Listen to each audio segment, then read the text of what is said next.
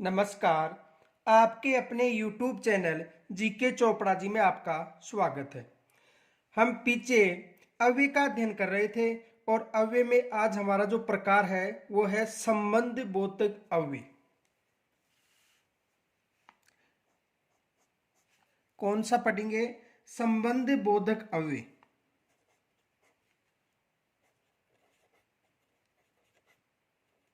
संबंध बोधक अव्यय। देखो, संबंध बोधक अव्यय किसे कहते हैं? यानी वे अव्यय शब्द जो दो संज्ञाओं को जोड़ने का काम करते हैं, यानी दो संज्ञाओं को जोड़ने का काम करते हैं या दो संज्ञाओं के स्पष्ट संबंध का बोध कराते हैं। कौन से अव्यय कहलाते हैं? संबंध बोधक अव्यय कहलाते हैं। तो देखो, वे अव्यय शब्द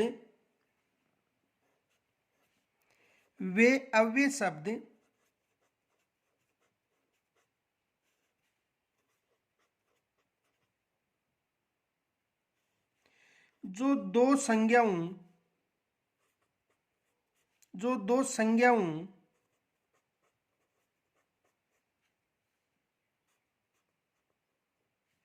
को जोड़ने का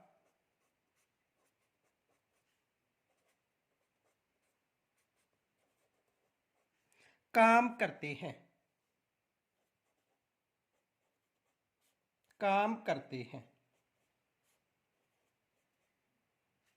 यानी वे अव्यय शब्द जो दो संज्ञाओं का जोड़ने का काम करते हैं, कौन से कहलाते हैं? संबंध बोधक अव्यय कहलाते हैं। अर्थात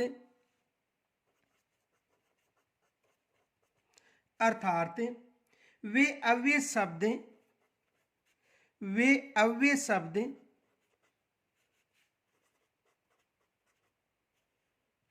जो दो संज्ञाओं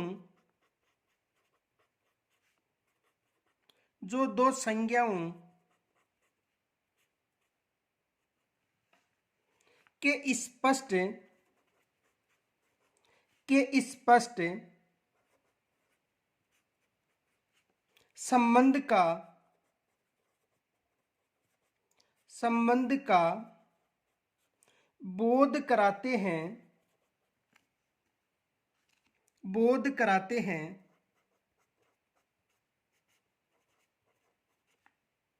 संबंध बोधक अव्यय कहलाते हैं। संबंध बोधक अव्यय कहलाते हैं।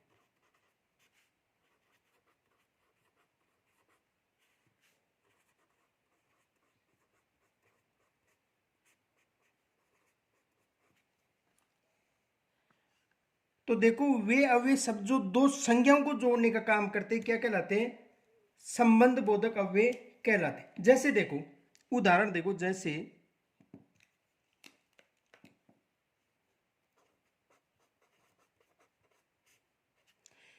देखो, यानी घर के सामने बगीचा है। उदाहरण है, घर के सामने बगीचा है।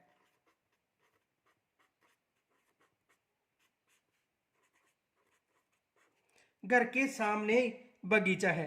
तो देखो, घर के सामने बगीचा है, इसमें देखो दो संज्ञाओं को जोड़ने का बोध हो रहा है। किसके सामने? घर के सामने। क्या है? बगीचा। तो ये भी संज्ञा और ये भी क्या है? संज्ञा। घर भी क्या है? संज्ञा है और बगीचा भी क्या है? संज्ञा। तो वे अव्यय शब्द जो दो संज्ञाओं को जोड़ने का काम करते हैं उन्हें क्या कहा जाता है? संबंध बोधक अव्यय कहा जाता है। तो इन दोनों संज्ञाओं को जोड़ने का जो अव्यय काम कर रहा है उन्हें क्या कहा जाता है? संबंध बोधक अव्यय कहा जाता है। दूसरा उदाहरण देखो, विद्यालय के आगे तालाब है।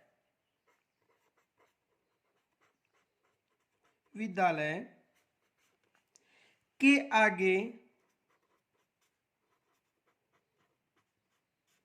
तालाब है।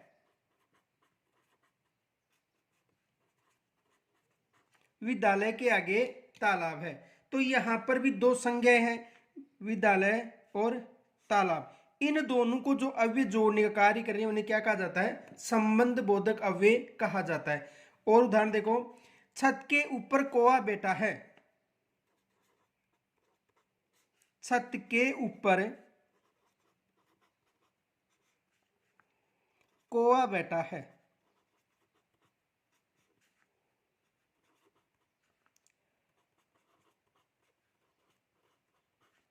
तो देखो यहां पर छत संज्ञा है और कौवा भी क्या है, संज्ञा। तो इन दो संज्ञाओं को जो अव्यय जोड़ रहे हैं उन्हें कौन सा कहा जाता है, संबंध बोधक अव्यय कहा जाता है। एक और देख लो उदाहरण, मोहन सोहन के समीप बैठा है। मोहन सोहन के समीप बैठा है। बच्चा घर के भीतर खेल रहा है। बच्चा घर के भीतर खेल रहा है। तो यहां तक समझ में आ गया होगा। यानी कहने का मतलब कि दो संज्ञाओं में संबंध या दो संज्ञाओं का जोड़ने का जो कार्य करते हैं अव्यय, वो संबंध बोधक अव्यय कहलाते हैं। आगे देखो अगला।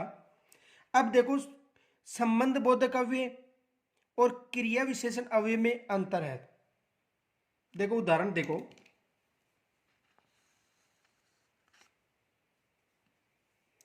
विशेष याद रखना नोट।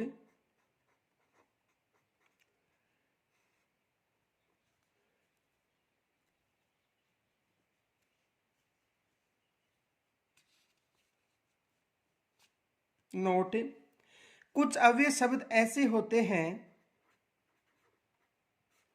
कुछ अव्यय शब्द ऐसे होते हैं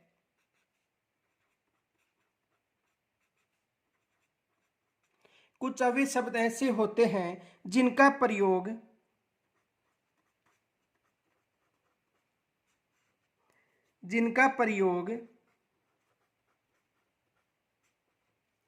क्रिया विशेषण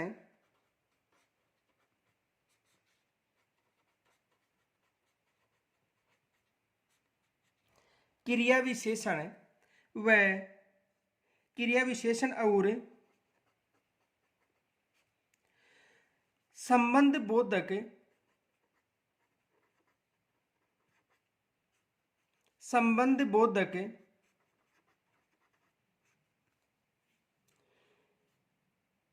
अव्यय दोनों में किया जाता है। दोनों में किया जाता है। यानी क्रिया विशेषण में भी और संबंध बोधक अव्यय में भी किया जाता है। ये अव्यय शब्द किसी क्रिया की विशेषता बतलाते तो क्रिया विशेषण कहलाएंगे, और किसी क्रिया को संबंध जोड़ने का कार्य करते तो कौन से कहलाएंगे, संबंध बोधक अव्यय कहलाएंगे। तो देखो, यदि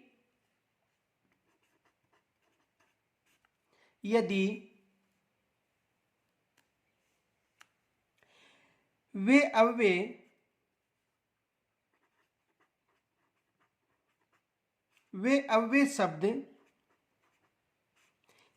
अव्यय शब्द किसी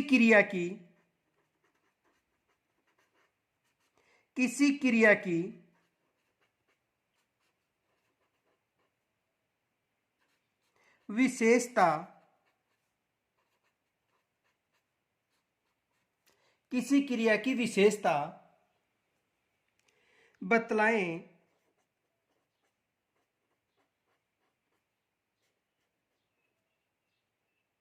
क्रिया विशेषण कहलाते हैं। क्रिया विशेषण कहलाते हैं।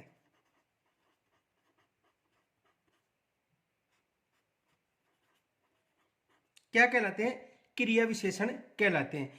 और यदि दो संज्ञाओं को जोड़ने का संबंध का बोध कहलाए तो संबंध बोधक अव्यय कहलाते हैं। यदि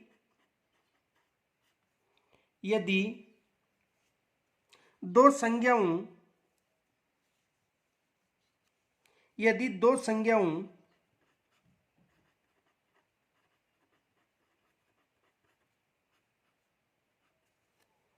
को जोड़ने, को जोड़ने या संबंध का बोध, संबंध का बोध कराएं,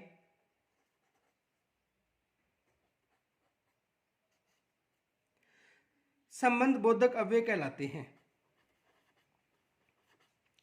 संबंध बोधक अव्यय कहलाते हैं।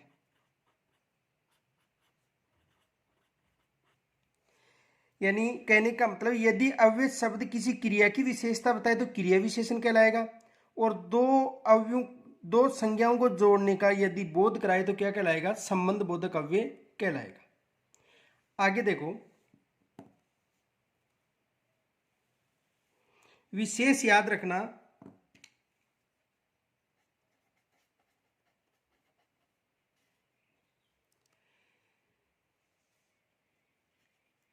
लेकिन संबंध बोधक,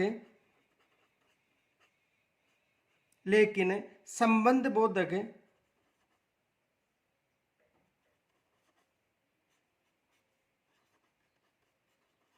संबंध बोधक अव्यय में, अव्यय में के परसर्ग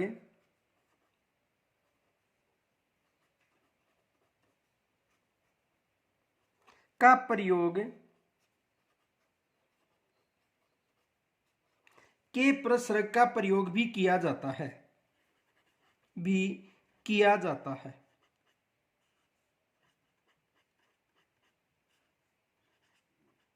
ये विशेष याद रखना कि यदि संबंध बोधक अव्यय होगा तो उसमें के प्रसर्ग का उपयोग भी किया जाएगा।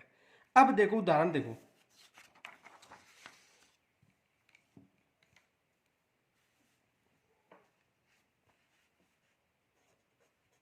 जैसे बच्चा बाहर बैठा है, बच्चा बाहर बैठा है, बच्चा बाहर बैठा है, तो इसमें क्या होगा, क्रिया विशेषण होगा, क्योंकि क्रिया की विशेषता बता रहा है तो क्या होगा, क्रिया विशेषण।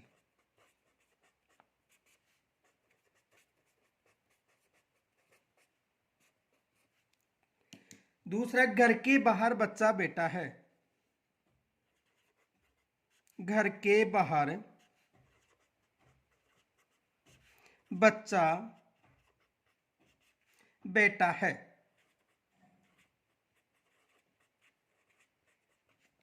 इसमें क्या होगा, संबंध बोधक, संबंध बोधक।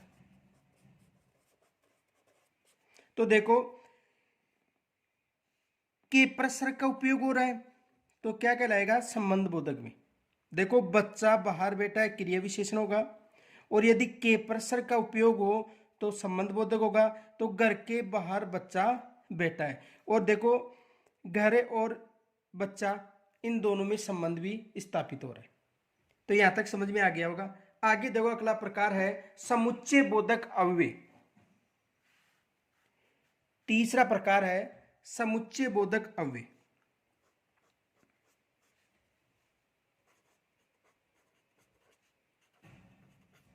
समुच्चय बोधक अव्यय,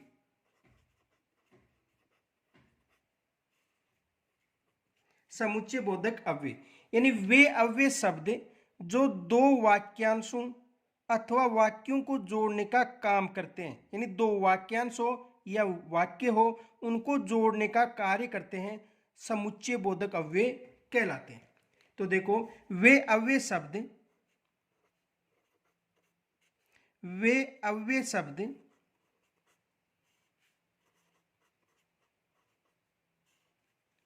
जो दो वाक्यांशों, जो दो वाक्यांशों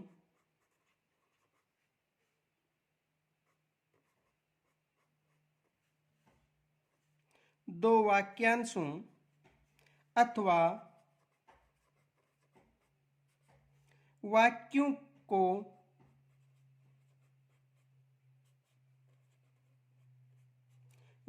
को जोड़ने का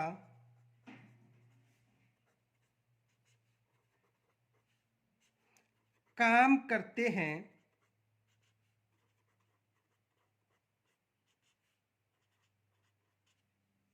समुच्चय बोधक अव्यय कहलाते हैं। समुच्चय बोधक अव्यय कहलाते हैं। समुच्चय बोधक अव्यय कहलाते हैं। अब देखो, यानी कहने का मतलब वे अव्यय शब्द जो दो वाक्यांशों अथवा वाक्यों को जोड़ने का काम करते हैं समुच्चय बोधक अव्यय कहलाते हैं। जैसे उदाहरण देखो, जैसे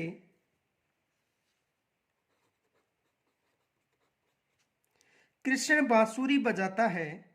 कृष्ण बांसुरी बजाता है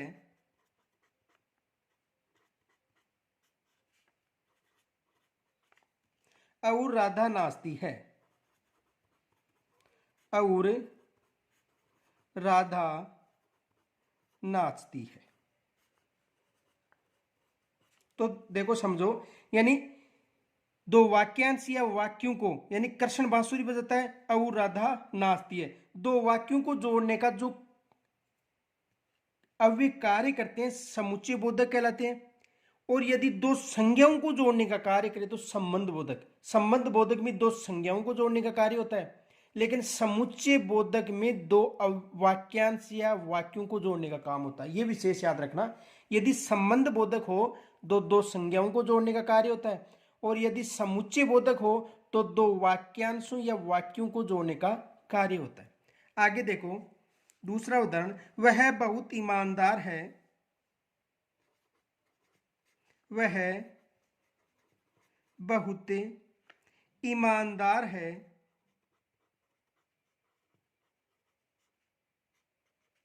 वह बहुत ईमानदार है, इसीलिए इसलिए उनका सभी आदर करते हैं। उनका सभी आदर करते हैं।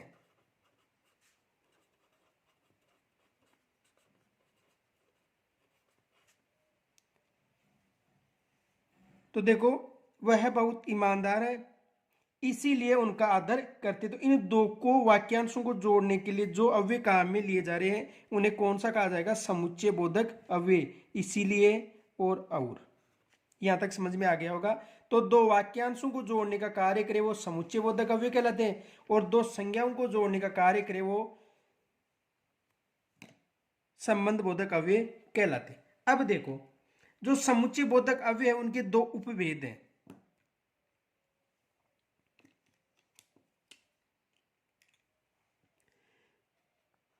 समुच्चय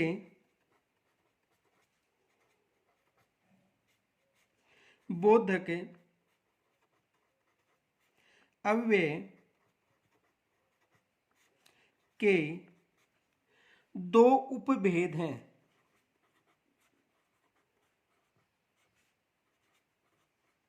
कितने उपभेद हैं? दो उपभेद हैं। पहला है संयोजक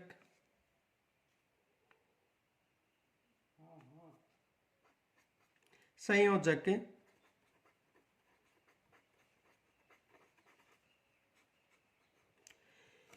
और संयोजक में देखो कौन कौन से योजक चिन्ह आते हैं? और,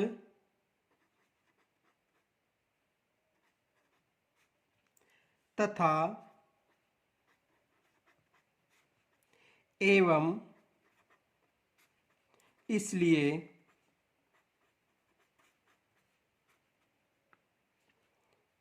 की मानो।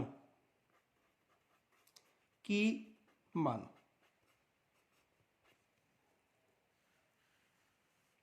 दूसरा है विभाजक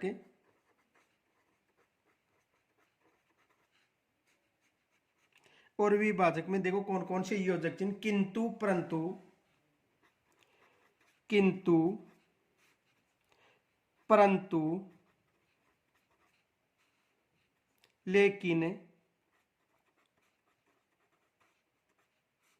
या, अथवा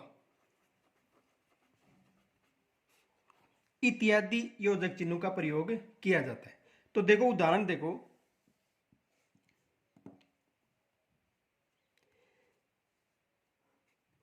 मोहन पढ़ता है, मोहन पढ़ता है, मोहन पढ़ता है, और सोहन खेलता है, और सोहन खेलता है, तथा सीता गाना गाती है, तथा सीता गाना गाती है। अब देखो, यानी कहने का मतलब वाक्य या वाक्यांशों को जो जोड़ने का अव्यय कार्य करते हैं वो समुच्चय बोधक। तो देखो ये वाक्य हो गया, ये वाक्य हो गया और ये वाक्य हो गया। और तथा ये क्या है, अव्यय है जो किनको जोड़ रहे हैं, दो वाक्यों को जोड़ रहे हैं। कौन कौन से हो गया, एक और एक तथा। यानी कहने का मतलब समुच्चय बोधक अव्यय उसे कहते हैं जो दो वाक्य हो या वाक्यांशों को जोड़ने का कार्य करें। तो एक वाक्य हो गया मोहन पढ़ता है, दूसरा हो गया सोहन खेलता है, तीसरा हो गया सीता गाना गाती है। तो और तथा इन अवयवों से इनको जोड़ा जा रहा है, तो ये कौन से हो गए, समुच्चय बोधक अव्यय। और यदि दो संज्ञाओं को जोड़ने का कार्य करें तो वो संबंध बोधक अव्यय कहलाते। एक उदाहरण और देखो, उसने बहुत मेहनत की, उसने बहुत मेहनत की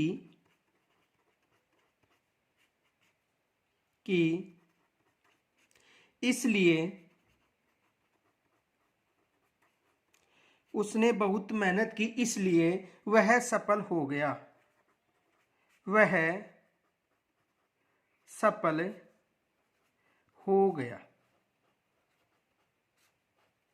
उसने बहुत मेहनत की इसलिए वह सफल हो गया। तो दो वाक्यों को जो भी जोड़ा जाता है उन्हें कौन सा कहा जाता है, संबंध बोधक अव्यय कहा जाता है। आगे देखो, गांधी जी ने कहा कि सदा सत्य बोलो। गांधी जी ने कहा, गांधी जी ने कहा, ने कहा कि सदा सत्य बोलो, कि सदा सत्य बोलो। गांधी जी ने कहा कि सदा सत्य बोलो। तो यहां पर योजक चिन्ह क्या है, कि। आगे देखो अगला, वह तो ऐसे नाराज, वह तो ऐसे नाराज हो रहा था, ऐसे नाराज हो रहा था, हो रहा था, मानो, मानो मैंने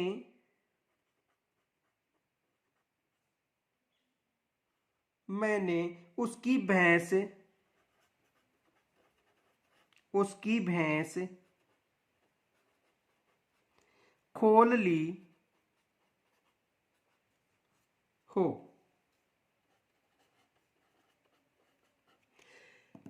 यानी वह तो ऐसे नाराज हो रहा था मानो मैंने उसकी भैंस खोल ली हो। तो ये क्या है, कौन सा होगा, समुच्चय बोधक अव्यय होगा। आगे और उदाहरण देख लो,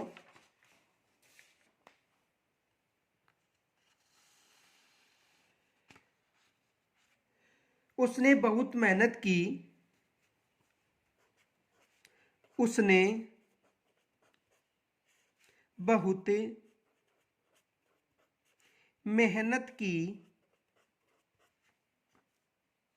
मेहनत की किंतु सफल नहीं हो सका, सफल नहीं हो सका। यानी उसने बहुत मेहनत की किंतु सफल नहीं हो सका। कौन सा अव्यय होगा? समुच्चय बोधक अव्यय। आगे देखो, एक और देख लो उदाहरण। आप चाय लोगे, आप चाय लोगे या कॉफी मंगाऊं, कॉफी मंगवाऊं,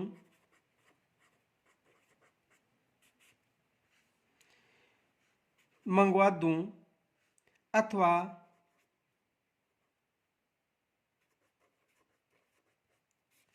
ठंडा ही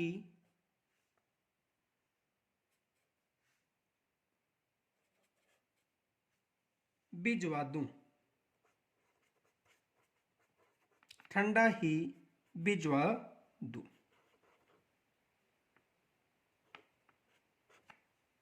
अब देखो इसमें या, अथवा, तो यानी आप चाय लोगे या कॉफी मंगवा दूं अथवा ठंडा भिजवा दूं, तो यानी कहने का मतलब या तो दो वाक्य हो या वाक्यांश हो, उनको जो जोड़ने का जो अव्यय कार्य करते हैं उन्हें संबंध सॉरी समुच्चय बोधक अव्यय कहा जाता है। कौन से अव्यय कहा जाता है? समुच्चय बोधक। और यदि दो संज्ञाओं को जोड़ने का कार्य करे तो क्या कहलाएगा? संबंध बोधक अव्यय कहलाएगा। आगे देखो अगला प्रकार विस्मयादि बोधक अव्यय।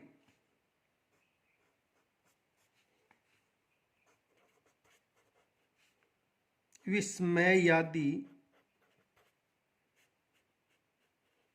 बोधक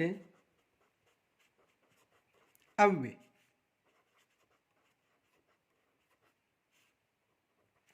यानी वे अव्यय शब्द जो किसी विस्मय का बोध कराते हैं, अर्थात हर्षो, शोक, घृणा, विस्मय इत्यादि का बोध कराते हैं, क्या कहलाते हैं? विस्मय बोधक अव्यय कहलाते हैं। तो देखो वे अव्यय शब्द जो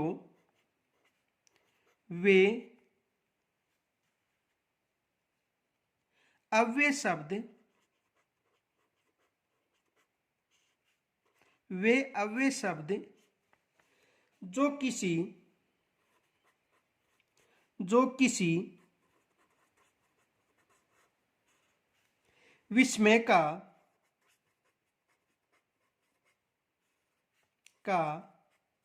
बोध कराते हैं,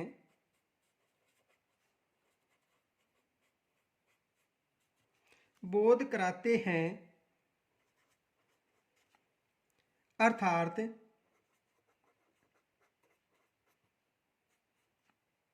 हर्ष, शोक,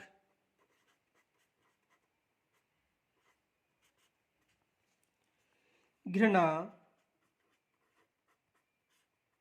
विस्मय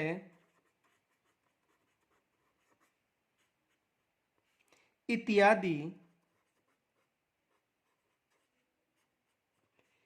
का बोध कराते हैं, का बोध कराते हैं, बोध कराते हैं विस्मयादि बोधक अव्यय,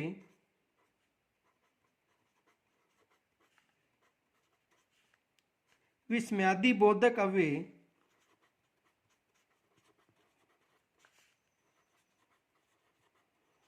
कहलाते हैं।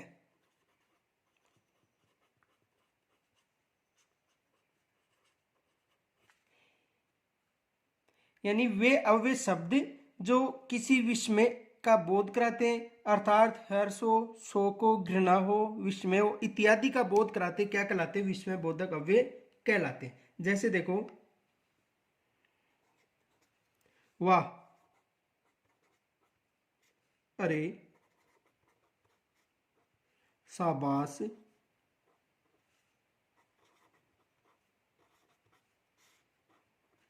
छी छी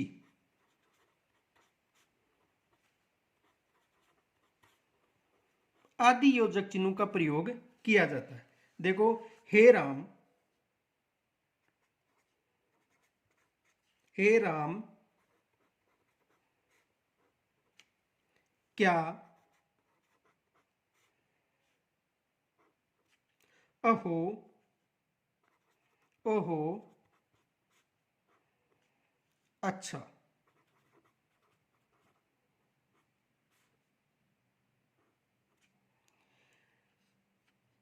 ये जो योजक चिन्ह जहां पर उपयोग में लिए जाते हैं वो कौन से कहलाते हैं? विस्मयादिक बोधक अव्यय। जैसे उदाहरण देखो, वाह क्या दृश्य है,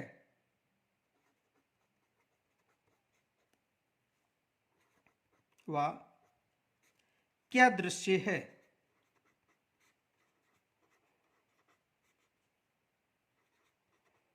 तो यहां पर क्या कहलाए, कौन सा होगा? विस्मयादि बोधक अव्यय। और ये अप्रत्यक्ष रूप से प्रश्न का चिन्ह प्रयुक्त हो रहा है।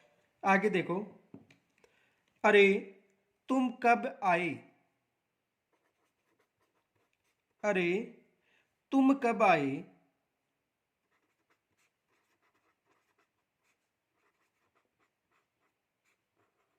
और एक विशेष याद रखना कि जो ये चिन्ह होता है ये विस्मयादि बोधक शब्दों के पास ही लगता है। आगे देखो अगला, शाबाश,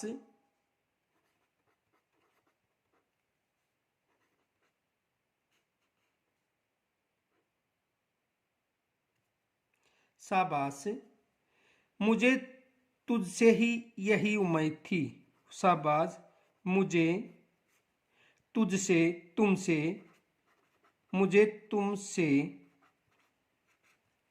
यही उम्मीद थी, यही उम्मीद थी।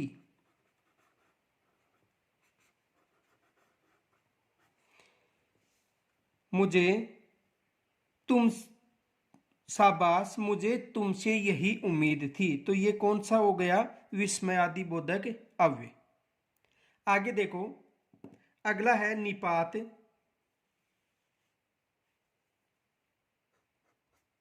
निपात,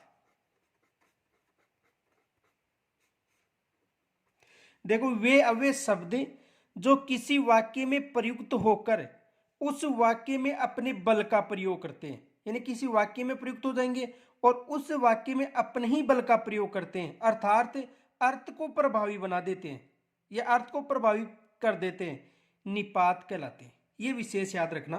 तो देखो, वे अव्यय शब्द, वे अव्यय शब्द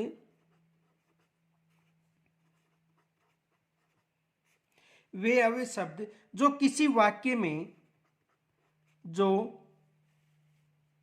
किसी वाक्य में, जो किसी वाक्य में प्रयुक्त होकर, वाक्य में प्रयुक्त होकर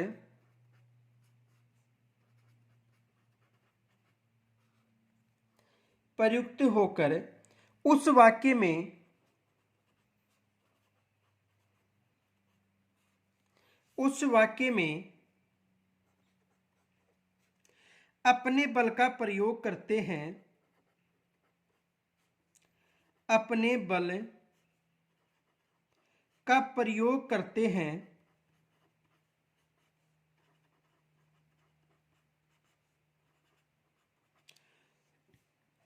अर्थात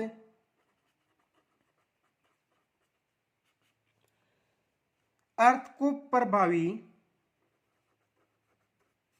अर्थ को प्रभावी या प्रभावित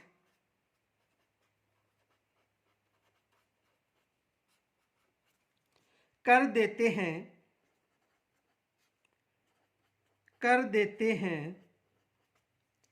निपात कहलाते हैं, निपात कहलाते हैं।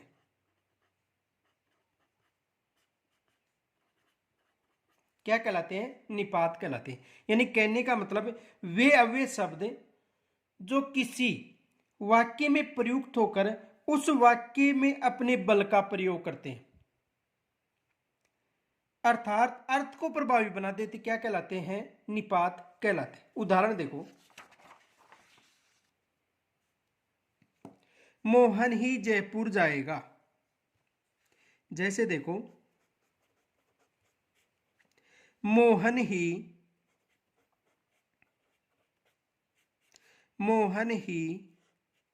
जयपुर जाएगा। जयपुर जाएगा। मोहन ही जयपुर जाएगा। यहां पर ही क्या है? निपात। ये विशेष याद रखना, किस पर जोर है? मोहन ही। किस पर जोर आ रहा है? ही पर, जो अव्यय है यानी निपात का कार्य कर रहा है। आगे देखो, राधा ही खाना पकाएगी। राधा ही खाना पकाएगी। खाना पकाएगी। अब देखो यहां पर किस पर जोर पड़ रहा है? ही पर, यानी राधा ही खाना पकाएगी, तो ये क्या है? निपात है। आगे देखो, आप सभी को भी आना है। आप सभी को भी, आप सभी को भी आना है। अब देखो किस पर जोर पड़ रहा है? भी, यानी आप सभी को भी आना है, तो ये क्या है? भी निपात है। आगे देखो, लड़कों को भी खाना पकाना है। लड़कों को भी खाना पकाना है।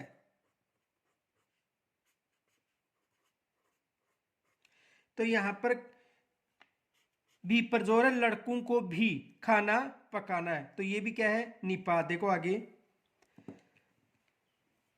आपको तो जाना पड़ेगा। आपको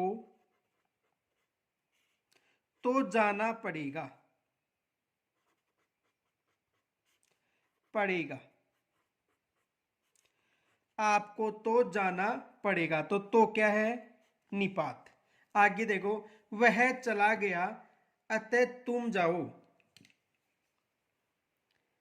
वह चला गया अतः तुम जाओ।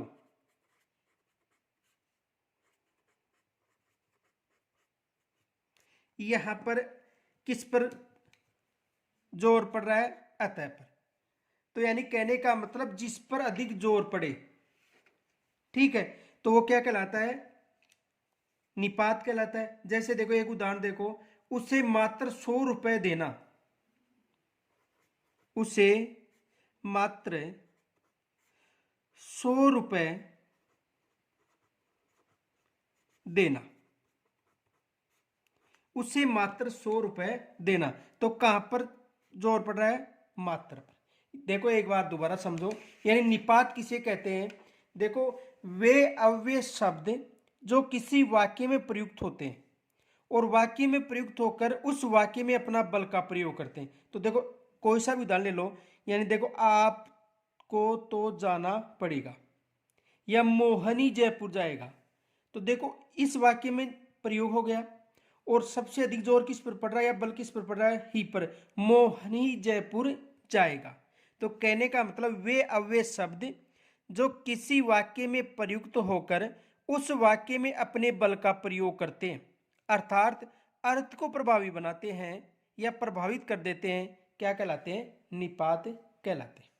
तो आज हमारा जो अव्यय का टॉपिक है वो समाप्त हो गया। और यहाँ तक यदि कोई समस्या हो तो कमेंट्स के माध्यम से मुझे ज़रूर बताइए। धन्यवाद।